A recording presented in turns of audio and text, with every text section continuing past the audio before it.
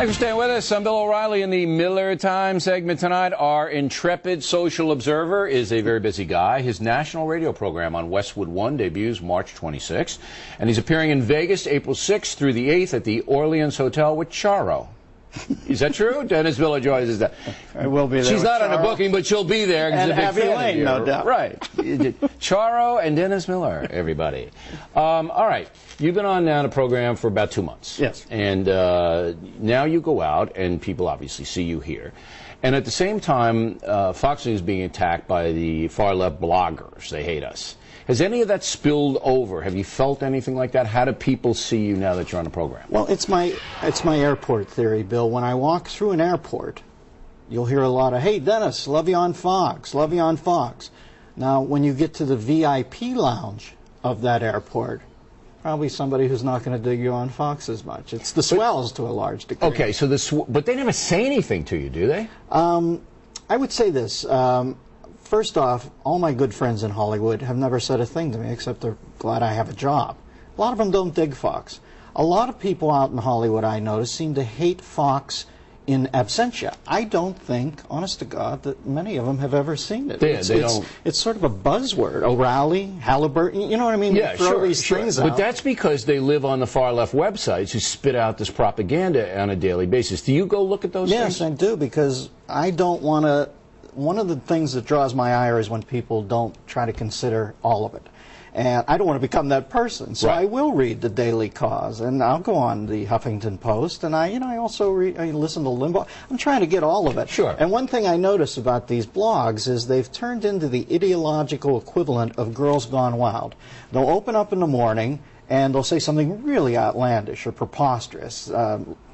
With Cheney, as far as them trying to kill him, and somebody immediately goes on and says, "Wish they'd got him." That's the flash. Right. And then by noon, Ariana comes in, pulls the blouse back down, takes it off, and says, "Well, we won't have that here." But they get the flash. The far left blogs are the girls gone wild of the political arena. They like that flash. But I like that. Listen, I think people are making a mistake, though, not considering Fox to be a major player in this next election. Of course it is. I don't want to get into the details. I don't exactly know what's going on right now, but I will say this. I think there are more people who are going to be predisposed to get up that morning like an adult, go right to the voting booth, and they're going to be watching Fox. I think the people on Cause might be at home blogging. The independent studies say more liberals and independents watch this network than conservatives. And when you combine a liberal and independent, they're more. So you would think that they would want, look, anybody has a problem with the factor, they're invited on here to tell me what their problem is, and they'll be treated respectfully.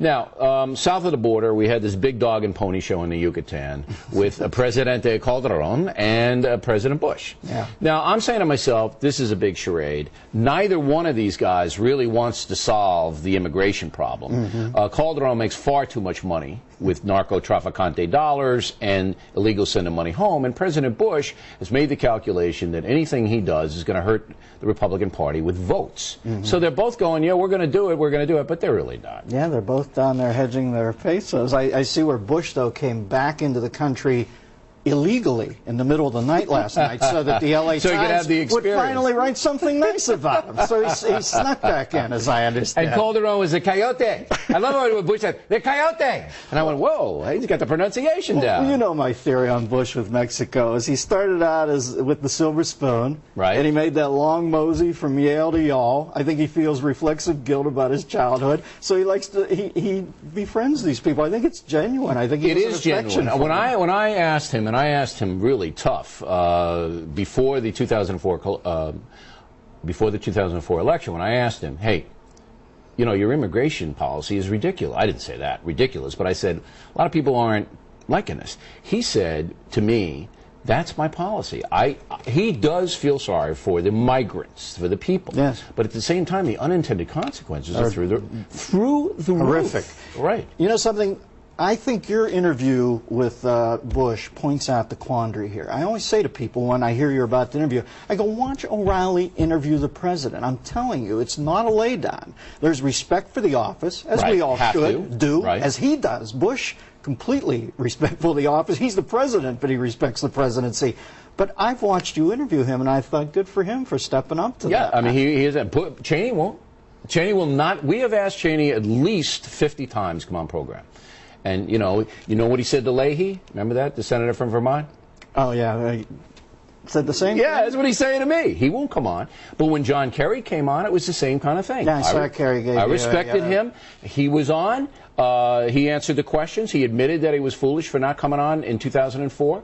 Because, again, we had a lot of independents watching here. Yeah. It's not all Kool-Aid right-wingers. Well, listen, the Dems best watch that. They need to be on here if they're, if they think they're going to win this next election. Now, Rudy Giuliani is your man, and you're going to campaign for him.